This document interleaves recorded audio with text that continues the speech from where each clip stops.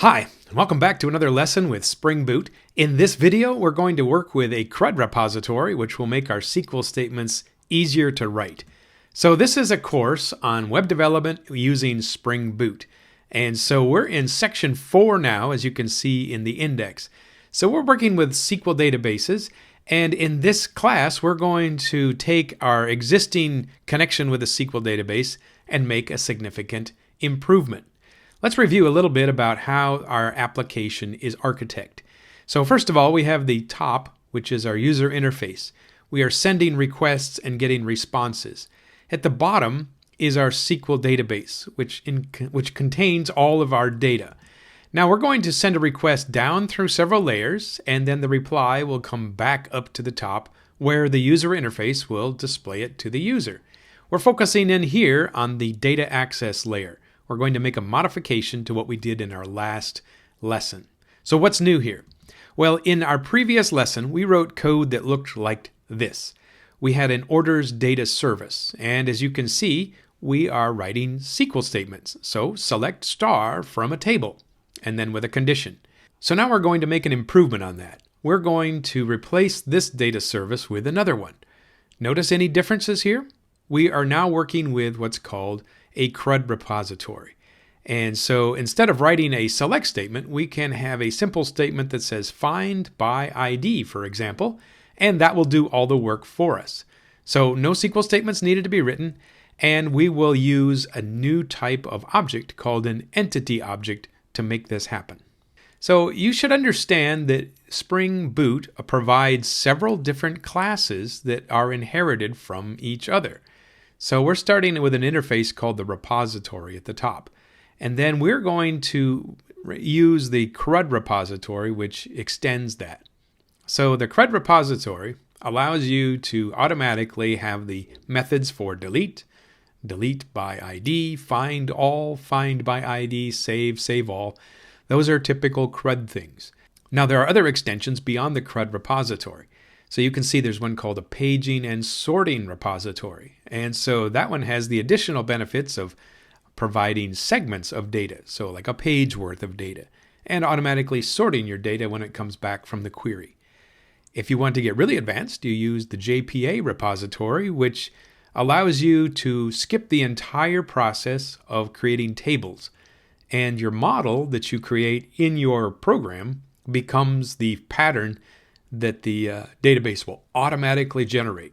And so that's a whole subject on itself of how to use JPA, which is an ORM, an object relational mapper type of strategy.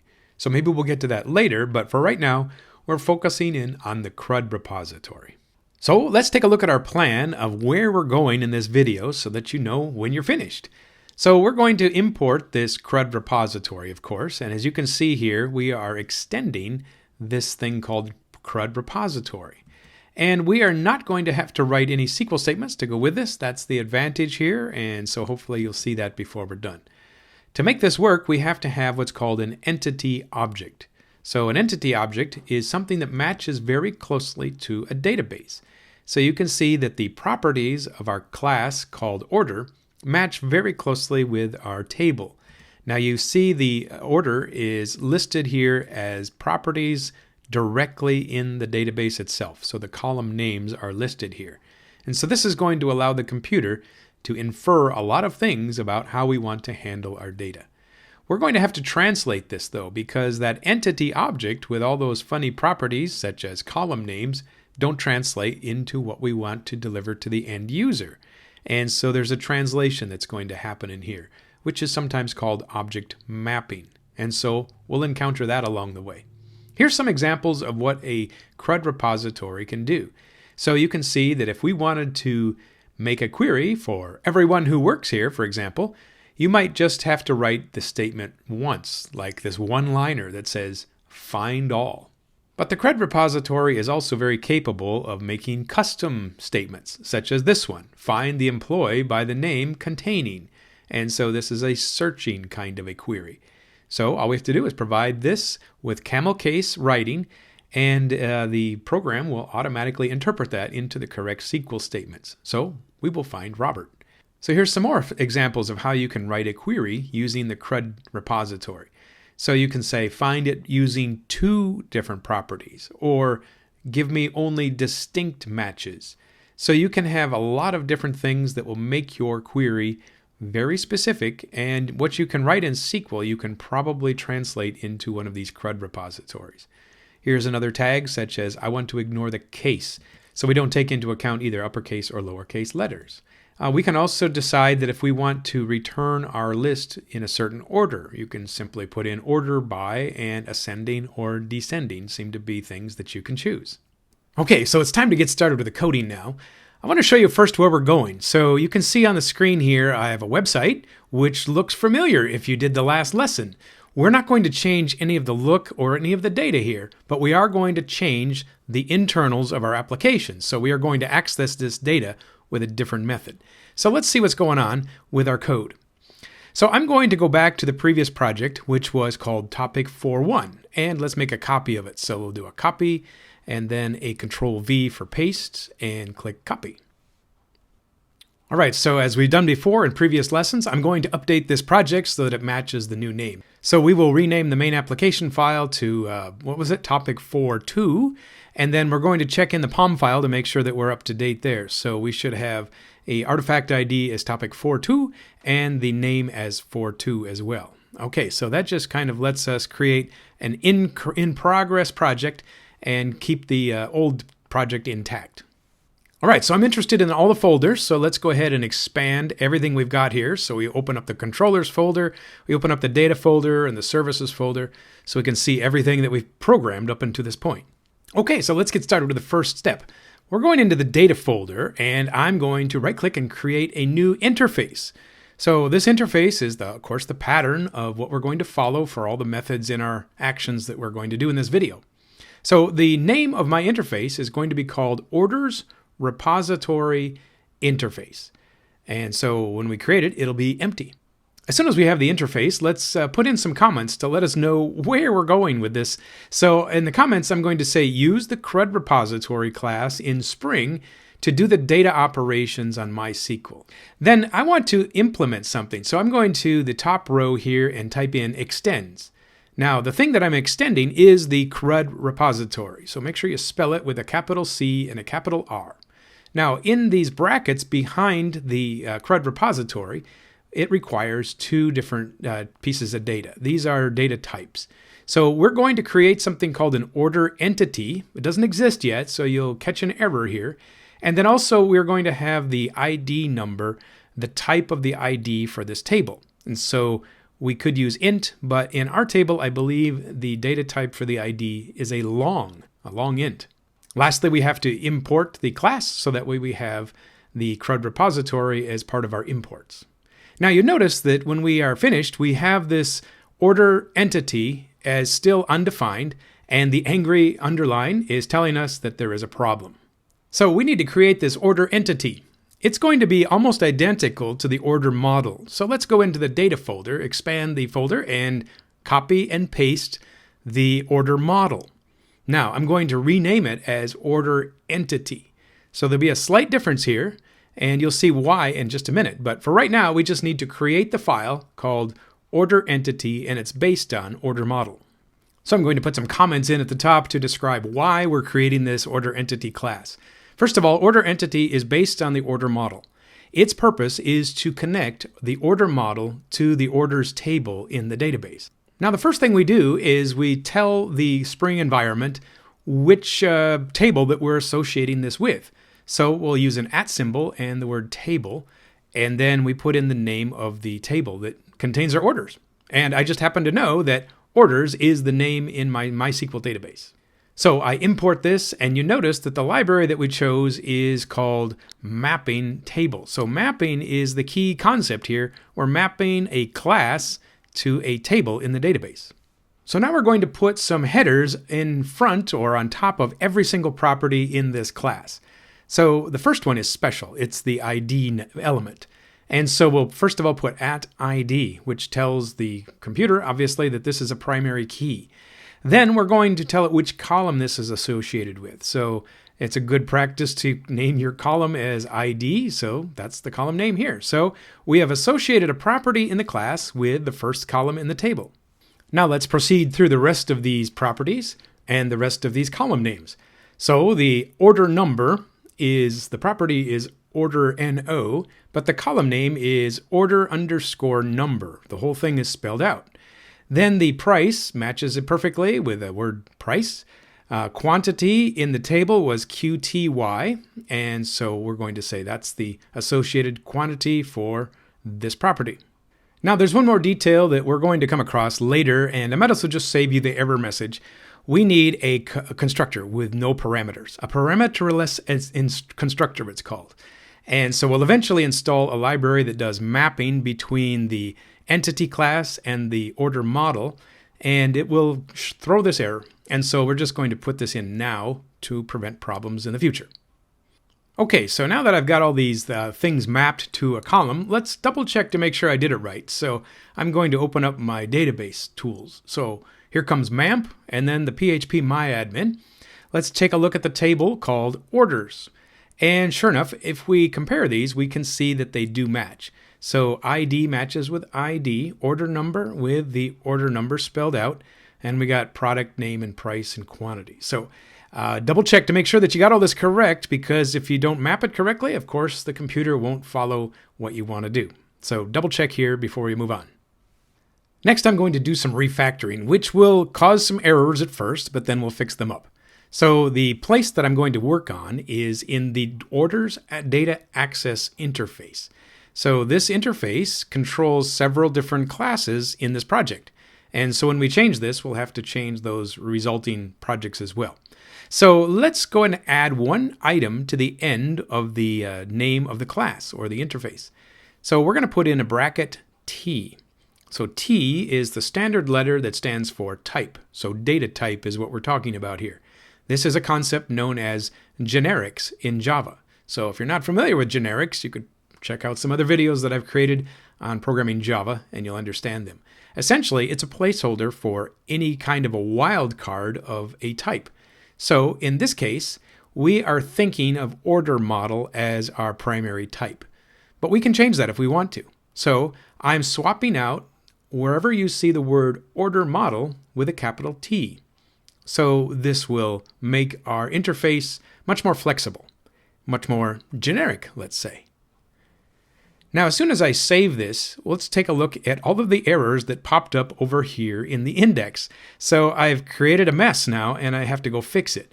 So let's open up the first item that has a little red mark on it, and obviously there's an error in here. So it's called the orders data service. So it says here that you have implemented the orders data access interface, which no longer exists in this form. So let's make it exist. So I want to put in here the name of the type that we're dealing with. So that's the order model. So we're just specifying that order model is what this class is accustomed to working with, which doesn't change anything down below. It just matches the interface now to what we defined a few minutes ago. So let's save this and hope and pray that the errors go away. And sure enough, this file is clean now. Let's go check the next one. One step below this is the fake DAO. Let's open up him and check it out.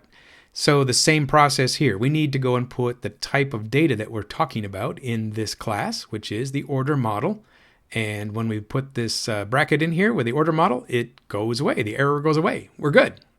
Okay, let's move on. Okay, browsing to the next row down, we have a different error. Let's open it up. This is the interface that we were programming just a few minutes ago. Now, this is a different error now. So order entity is causing the error. And now that we have created the order entity, we are actually allowed to fix this pretty easily. We just have to say import this, and the order entity exists. So we are importing here on line 5, as you can see. Okay, so I see one more error that is lurking down below in the orders business service. Let's open up there and see what the problem is. So it looks like here on line 16 in my code that I made a reference or a dependency injection here to the orders DAO. And so once again, I will put in the brackets to tell the computer that expect this particular instance to work with the order model. Okay, so all that busy work is now fixed. Let's go back into the interface that we created and add one custom method to this. So since this is a tutorial, I'm going to put in some extra comments here to clarify. The CRUD repository is what this thing is extending.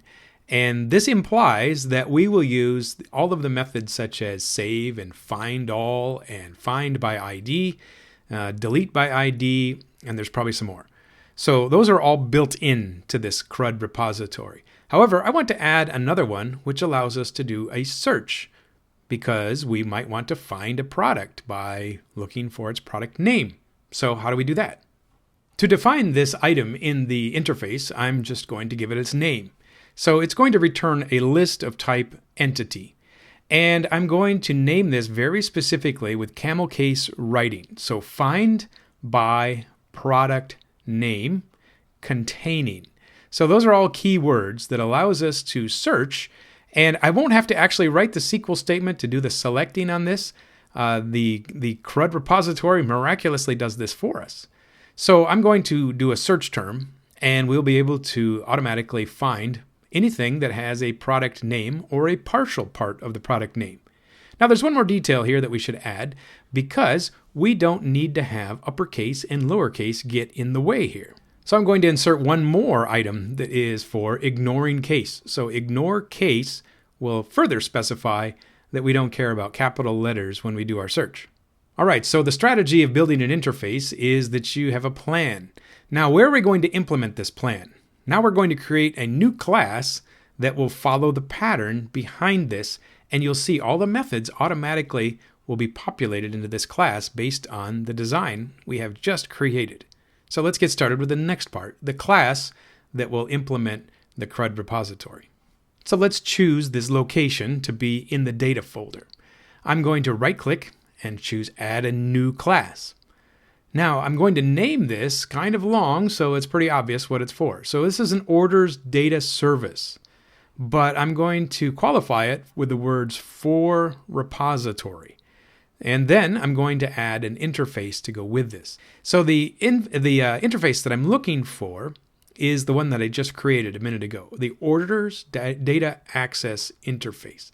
Now I know that my data access service is supposed to return the order model type. So where I see this capital T, the generic T, I'm going to specify now that I will be returning objects of type order model.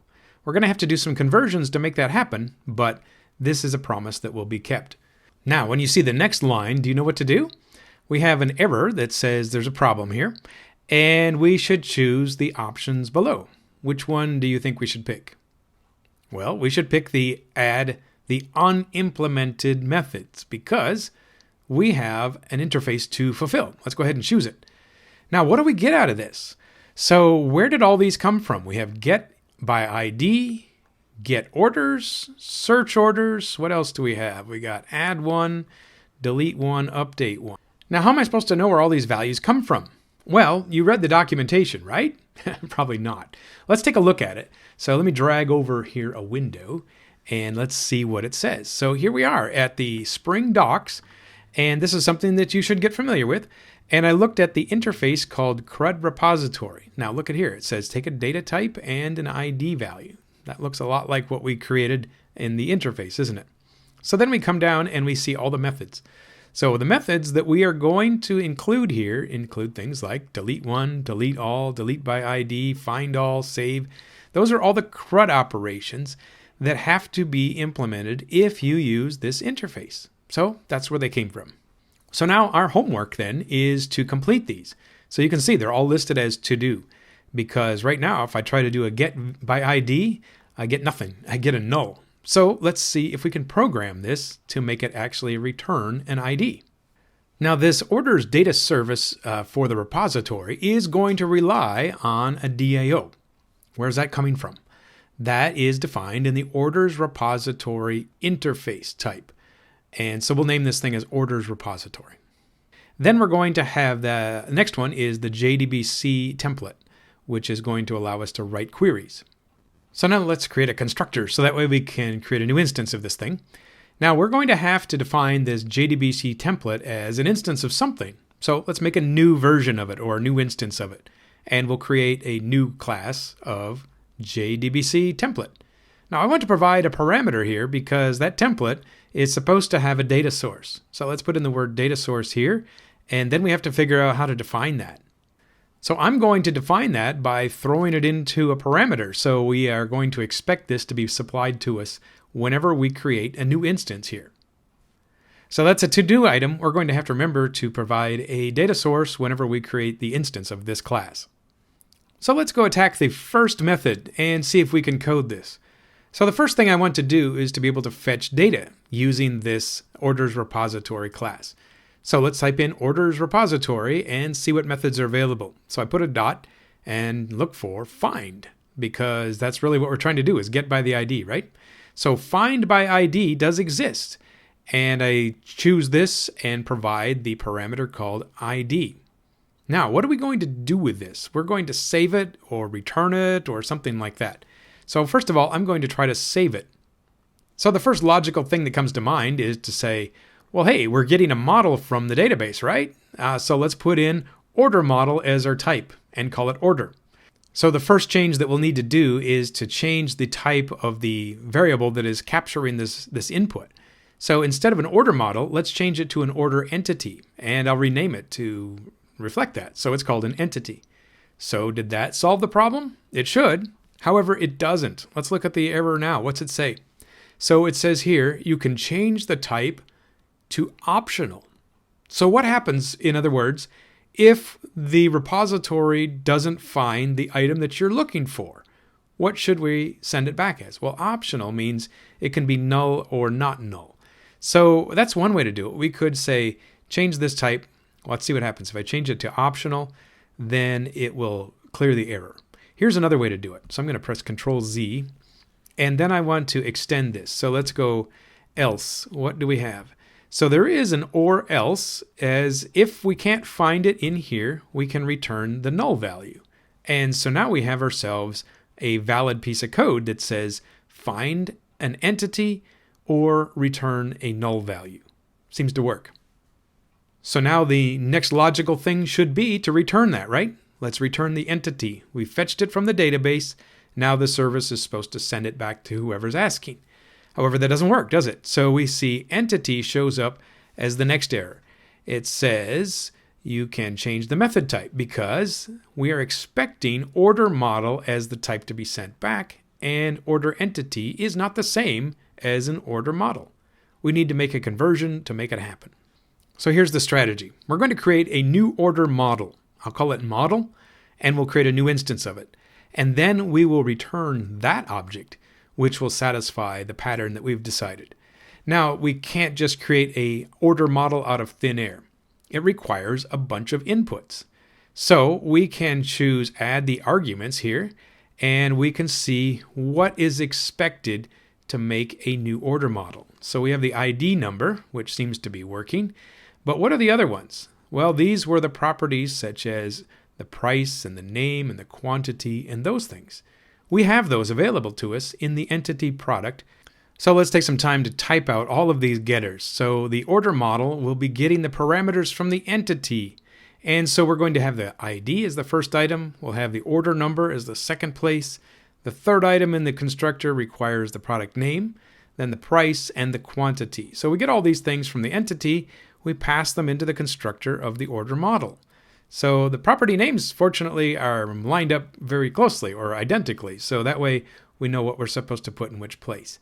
When we're done and we save the results here, all the errors go away. So it looks like we have ourselves a proper mapping. So theoretically, if we tested this out, get by ID should work. We're going to test it, of course, but before we do, I think that there should be a new concept introduced here. So let's talk about mappers.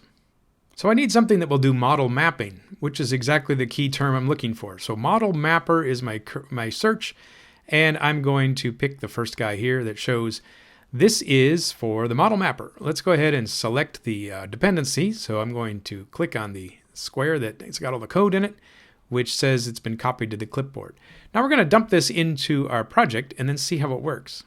Okay, so let's open up the POM file and we'll paste in the dependency code. So we've got the model mapper is our new project item. So this will take a minute to synchronize, so that way when we build it, it will include this code. Now let's go back into the project we're programming and use this new class that we just imported. So we're going to substitute the code that we just wrote for a new way to write this. So I've got the entity, and now I want to include a new model. So comment out everything that we just wrote and create this code instead. So we're going to create a new model just like we did before, but now we're going to use an instance of this model mapper. So before I can create an instance, I need to define it above. So let's go before the first method here and say model mapper is of type model mapper, and it's a new version or a new instance of this class. Now let's see how it works. I'm going to come back down here to line 42 and try it out. So I'll type in model mapper and put a dot and see what we get. Lots of different methods here. The one I'm looking for is called map. So we got some choices for mapping, and I want to just pick the first selection, and it'll give me some hints. So it says you want to take the entity that you have here. That's a good guess. Entity. And now I want to map it to a new class. So the new class is order model. So I type in order model, and then I have to type in the word .class to make sure that we identify it as a class. So this one line of code is mapping all of the different fields, all the different properties from the entity into the order model. So it does it for us. It saves some code. That's what mapping looks like. Okay, so let's go on to the next item, which is for getting all of the orders. So I'll delete the code that's in there. Now I'm going to start with the orders repository class and see what the methods produce. So I put a dot afterwards and I look for find all, and sure enough, it's there. So now I have the statement that says go find them all, which will execute, but if I don't save it anywhere, it's useless. So now I have to figure out what kind of data type does this return. So I'm going to just give it a shot. I'm going to say give me an integer and see how that works. Obviously it won't work because it's not returning integers, it's returning objects. Let's see, it says change the type of I to this. Oh, I'm going to choose that. And I'm getting iterable. So I was expecting here maybe that I would have something like a list, but list is not allowed here. So I am going to eventually get a list, but iterable is the type that it returns. So we'll leave it as that. And so what I'm going to put in here is just the word of orders entity, and that's a better name than I. All right, so now I've got this list of type entity. Can I convert it into a list of order models? Well, I did it above here by doing one item. Can I do it with a list of items? Well, sure, you just have to put them into a for loop and do it one at a time. And when you're done, you've got yourself a list. All right, so now let's get into the for loop. So I'm going to say this is a for each loop. So I'll do for and then the data type of the item I'm expecting, which is order entity.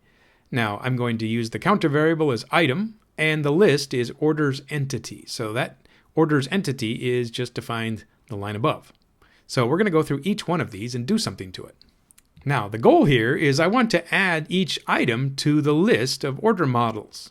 Well, what list? I don't have a list yet, so let's back up for a second and create a list so we can add something to it. I think a good name for this list is models. So we'll do it of type order model and create a new empty array list. So we're ready to accept new items using the for loop. So I would like to simply say, give me the models list and do an add function. Add the item to it. But we both know that we've got a problem here. As you can see, that we can't add an item because it's the wrong data type. So there's a couple of options here. One is use the add all, or I could choose add of type order model. That's really what I want to do. So I want to change this into an order model instead of an item. So I'm going to utilize this order mapper again, the model mapper.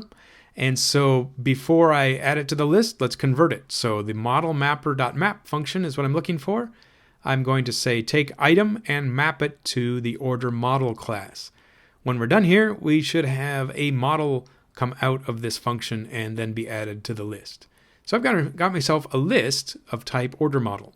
The last step, of course, is to return the items. And so the list of items is called models. I've got myself get orders finished. All right, so I've got enough code here that I could probably test this out.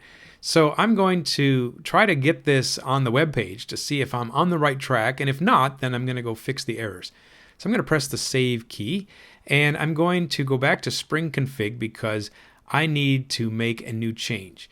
So we've got up here the orders DAO in the dependency injection, and I don't want to use the orders data service. That was from last lesson. What I want to do now is add a new item. So we're going to return a new, it's called an orders data service for repository. Now I want to ignore the other item, so let's go ahead and comment this out. Now this isn't going to quite work yet because the orders data service for repository not only needs to be imported, let's try the import, but it's going to have another error. It's going to say, the second time you hover over it, it's going to say you need an argument. You need a data source. So what do we do for a data source? Well, I can't just put in null. I have to get a data source. I'm going to rely on dependency injection to do that for me. So I'm going to define data source above here, which is going to get the item from our configuration. And then finally, we can pass it in as a data source as the parameter. Now, where was data source again? If you've forgotten, I don't blame you. There's a lot of things to remember. Let's go down and check out what we did for our properties on our class. So I'm going to look in the resources folder over here and try application properties and see if this rings a bell. So before this lesson, we created a connection to MySQL. And so we got the username and password and the right tables and all that. So this here is what the data source is looking at. So if this is right, we'll connect to the SQL database. Okay, back to Spring Config. So where is this going to be inserted then? So it's looking at a bean called orders DAO, and we have just swapped out the previous lesson's data source for this lesson's data source. They should be talking to the same SQL table, so we won't see any difference. The best we can hope for is that we don't create any errors. Well, that's sometimes progress when it comes to programming, isn't it? Let's go see where this DAO was defined. So we have to go down to the orders business service, I believe, and we have something here called orders DAO, if I'm not mistaken. There it is. Look on line 16, and you can see that we are expecting something to be injected here with dependency injection. So orders DAO is the name of the bean, and the configuration that we set up here is in Spring Config. So we have just told it to switch from the old service to the new service. We did that just by commenting out one line, and hopefully it works. I don't know if it'll work or not, but I'm going to stop the program that's running and run it and see if we get any new errors.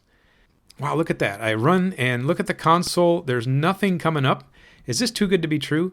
Let's switch back into Chrome and see if we can get those orders. So let's see. Here's my Chrome browser, and I'm looking for this one here.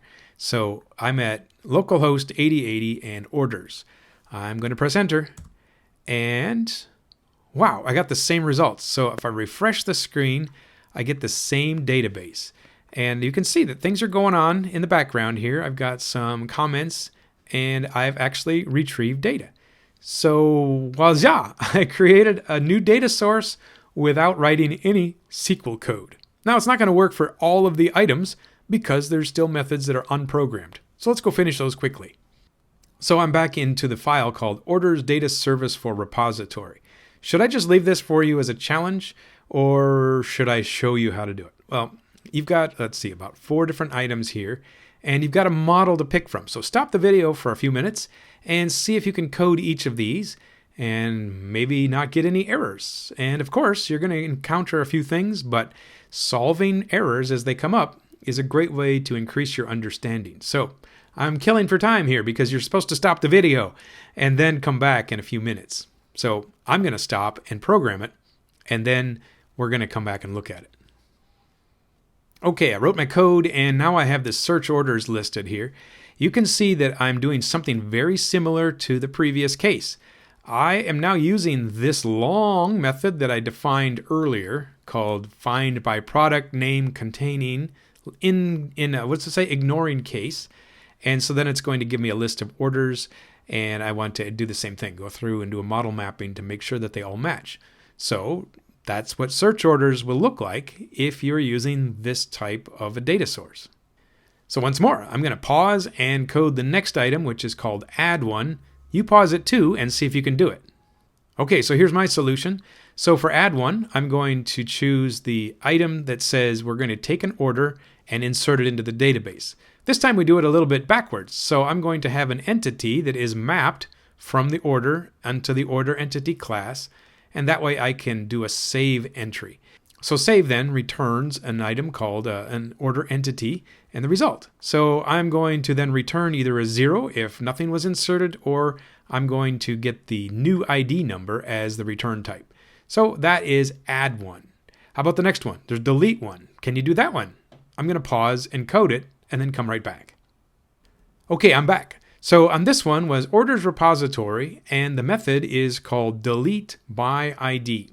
So I have to provide the ID number, and in this case, I don't believe that this thing returns any value. It's a void function, a void return function. So I just have the option of returning true or false. I'll just return true. Okay, last chance. We're going to do update one now. So pause the video, see if you can code it, and then I'll show you the answer in just a second. What I want to do in this case is to take an entity, map it from the updated model that is sent to me. Then I'm going to do a save, and save the results is an item called results. Then you have to do another conversion and return an order. So update one will send a new item to the database and then return whatever that value was. So we've got ourselves all the methods here for my whole functions. So I'm going to save the results, rerun the app, and we should be able to see something come up on the screen. So just double checking again, I'm going to Chrome. I'm going to try it out. It seems to work. Now let's see if I can try the REST API. So as you recall, we also created this REST API, which is in the REST controller. So the URL here was under API v1 orders. So let's see if we can use this with Postman. Okay, just to do the testing, I'm going to drag Postman back into the screen that I was working on before. So Postman had things like inserting, getting all orders, and things like that. So let's try a get all orders first, and it certainly seems to be replying with things. Let's try a search, and what were we searching for in this one? I don't remember what the search term was. It must have been the letters ST, it looks like, and sure enough, we've got ourselves instant as our item.